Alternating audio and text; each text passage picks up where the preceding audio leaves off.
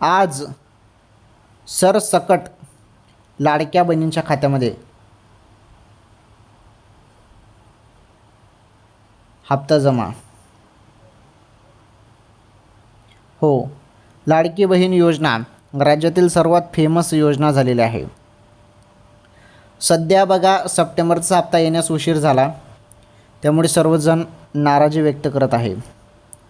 परंतु बहिणींनो, काही टेन्शन नाही, थोडा लेट होतो परंतु थेट हप्ता खात्यामध्ये येतो. काही काळजी करू नका.